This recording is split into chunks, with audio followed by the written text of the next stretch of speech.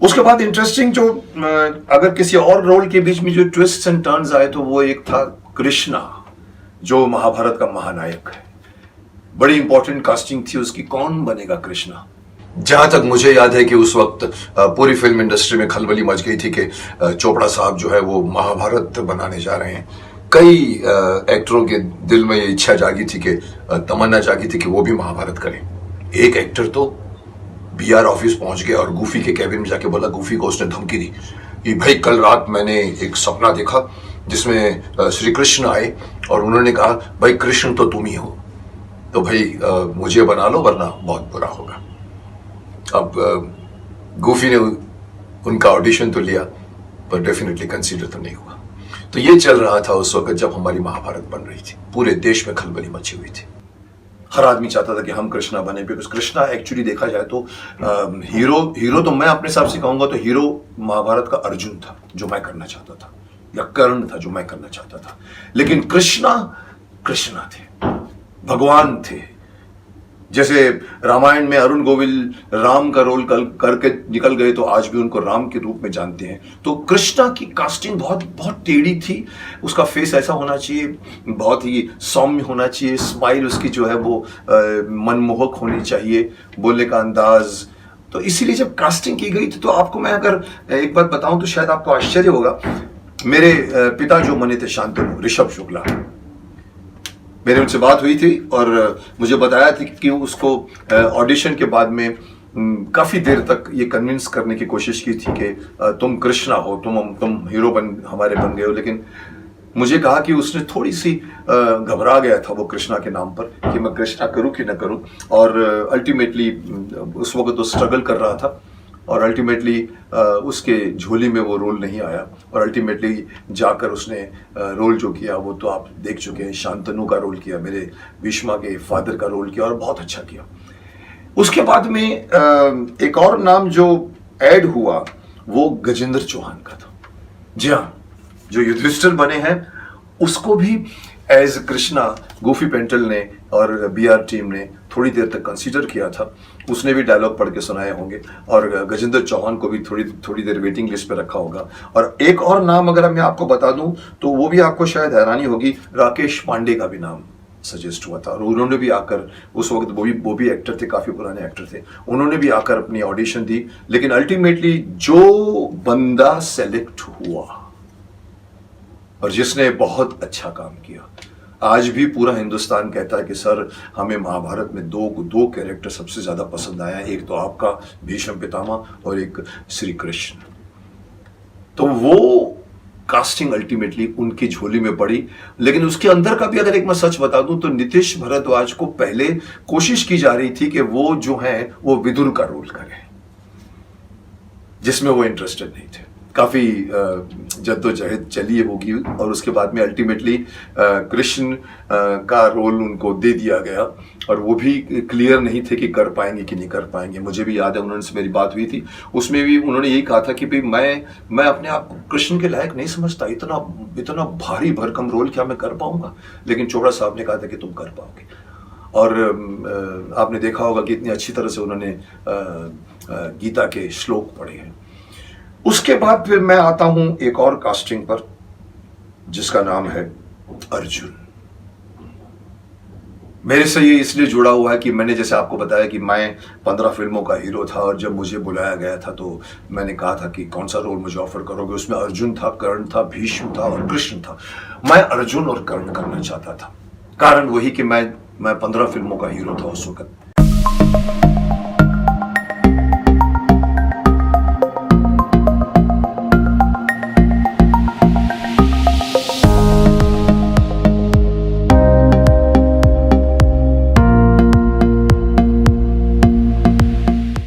इसलिए मैं और कुछ नहीं करना चाहता था। मेरा एम था अर्जुन और कर्ण, लेकिन मेरी किस्मत में आयुष्मान भाव कहने लिखा होगा। मैं अपनी बात में आपने कहूंगा कि मैं इंटरेस्टेड था, लेकिन मेरे सामने ही मैं अपनी कहानी आपको फिर कभी पूरी बताऊंगा।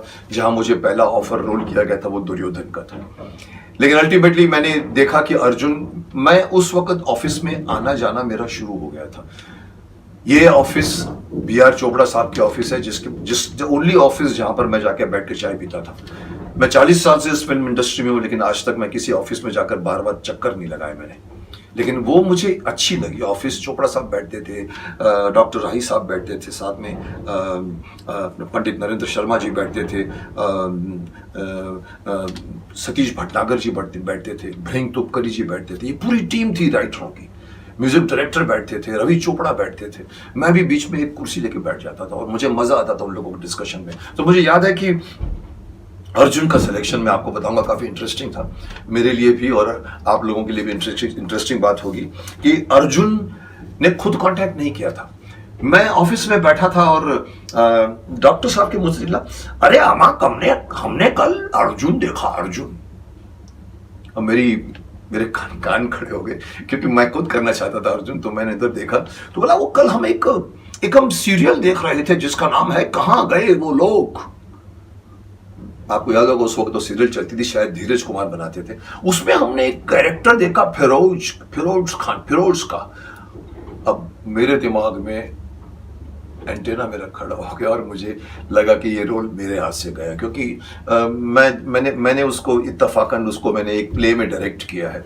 मैं गवर्नमेंट लॉ कॉलेज में पढ़ता था, वो बांद्रा के किसी कॉलेज में पढ़ता था। वहाँ पर एक प्ले था और रंगमंच रोता रहा।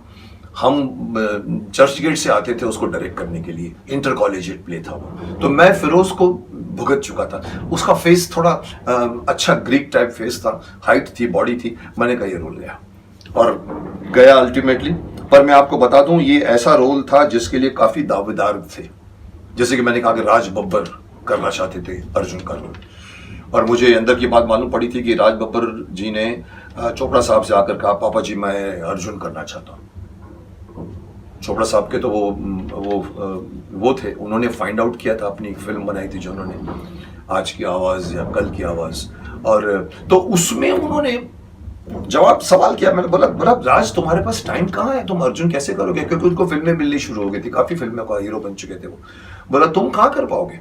अल्टीमेटली वो नहीं कर पाए। अल्टीमेटली उनको मेहमान कलाकार के रूप में आपने देखा होगा शुरुआत में महाभारत के राजा भरत बनकर राज दरबार का सीन आपने देखा। इसके अलावा अगर मैं आपको एक बात कहूं तो आप शायद हैरान हो जाओगे। एक और बड़े एक्टर को, एक धांसू पर्सनैलिटी वाले एक्टर को भी अर्जुन के रोल के लिए कंसीडर किया जा रहा था। उसका नाम जैकी श्रॉफ। जी हाँ, जैकी श्रॉफ भी कुछ दिनों से मुझे सुनने में आ रहा था कि जैकी श्रॉफ से बात चल रही है, और फिर क्यों नहीं हुआ ये मुझे नहीं मालूम। कुछ हुई डेटों की प्रॉब्लम होगी, या जैकी का भी यही प्रॉब्लम होगा जो राज बब्बर का होगा, और जैकी नहीं हुआ। हो जाता तो अगर मुझसे पूछो तो एक अच्छा फेस, अच्छी पर्सनालिटी थी अर्जुन के लिए, और वो अगर करता तो एक थोड़ा सा ग्लैमरस आ जाता इस पूरे प्रोजेक्ट में। लेकिन इसका मतलब ये नहीं है कि फिरोज खान ने, अर्जुन ने अच्छा काम नहीं किया। अगर मैं ये कहूँ तो मैं फिर सही नहीं कह रहा हूँ, क्योंकि अर्जुन ने पूरी जोर लगाकर काम किया है और बहुत अच्छा अर्जुन बन के बाहर निकला है। उसके बारे में भी एक छोटी सी इंटरेस्टिंग बात बताकर मैं आगे बढ़ूंगा। एक तो यही कि मैं मुकेश खन्ना भी शायद अर्जुन बन जाता, क्योंकि अगर मेरे मन की बात ये थी कि मुझे अर्जुन करना है।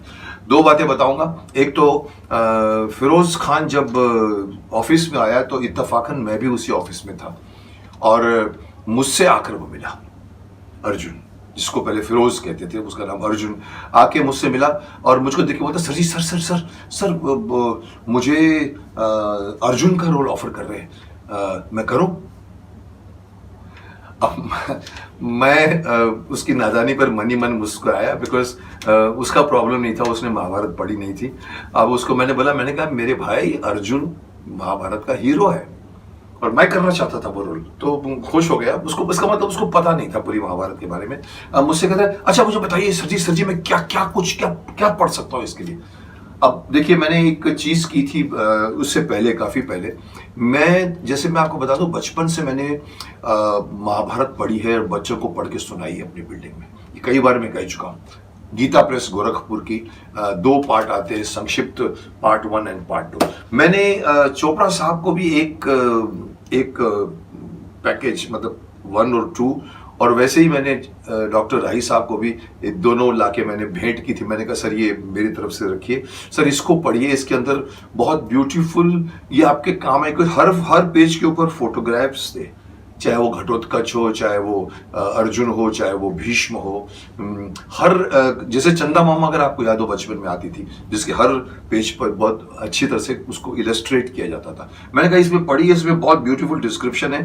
हालांकि डॉक्टर साहब ने उसको कितना पढ़ा नहीं पढ़ा मुझे नहीं मालूम, लेकिन मैंने अर्जुन को कहा चलो अंदर, और मैं उसको अंदर की ऑफिस में जहाँ पर कोई नहीं बैठा था, चोपड़ा साहब के ऑफिस में, वहाँ बुक पढ़ी थी। मैंने उसको दिखाया, मैंने कहा देख ये बुक पढ़, इसके अंदर तेरे को बहुत अच्छा डिस्क्रिप्शन मिलेगा। So that's how Arjun became, Firoz became Arjun. और अगर मैं अर्जुन का रोल नहीं कर सका, इसका मुझे डेफिनेट अफसोस रहा। पर अगर मैं आपको बता दूं कि डेस्टिनी, मैं ये मानता हूँ डेस्टिनी जो कुछ भी करती है वो अच्छे के लिए ही करती है। मैंने अर्जुन का रोल नहीं किया, नहीं मिला मुझे, मेरे चाहने के बावजूद नहीं मिला। लेकिन अब जब मैं महाभारत देख रहा था, स्पेशली अब, पिछली बार तो मैंने इतना गौर नहीं किया था, लेकिन जब मैं वहां पहुंचा तो पोर्शन जहां पर बृहन्नला का पोर्शन आता है, जहां पर स्वर्ग में जाकर अप्सरा उर्वशी से उसको शाप मिलता है कि तुम नपुंसक बनोगे, और बाद में 1 साल के लिए अवधि रखी जाती है। और वो जो सीन्स थे, मैं एज एन एक्टर कह सकता हूँ कि शायद मैं उसे इंसाफ नहीं कर सकता, क्योंकि मैं उतना कंफर्टेबल नहीं रहता। और जो अर्जुन ने किया है, कमाल का किया है, वो मृदंग तबला बजाना, डांस करना, और जो उसका मेकअप, लड़कियों औरत की ड्रेस पहनना, मैं आपको साफ कह सकता हूँ कि मैं शायद नहीं कर पाता वो। इसीलिए शायद ऊपर वाले ने मुझे वो रोल नहीं दिया, और उसने ऊपर वाले ने मुझे वो रोल दिया जो मैं नहीं चाहता था, लेकिन वो मेरे अंदर से निकलने वाला रोल था, तभी जाकर मैंने पितामह को जस्टिफाई कर पाया।